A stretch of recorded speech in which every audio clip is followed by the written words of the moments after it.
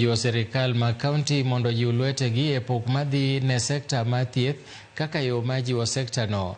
Magi owachi romo mar jotend kauntis matimore Homa Bay, kama achiel kuom ywak en wi tho mar mine manyuol ma pod medore kaka Joisolo leronwa. 12 bang' ka chenro mag thieth ne okete lwet sirkende mag loch gwenge kata kauntis, Kenya pod ni kod midhiero ma okwako sekta no, ka ranyisi ne en tho mar mine ma wito ngimagi ka ginyuol.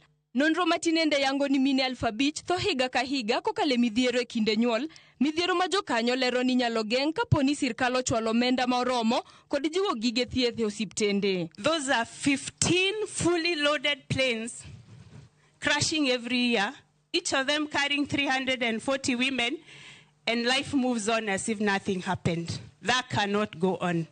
We shall not allow that to go on, because when a plane crashes, life actually stops.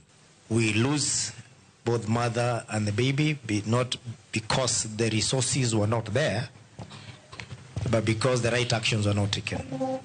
So it's just a matter of awareness and making sure that we put priorities right. Jotelogo loso e romo madhi nyime kaunti ma Homa Bay ma okelo kanyakla tend kauntis 47 duto mapachoka e twak margi kato bedo ni nitiere nok mar omenda mar jiwo thieth.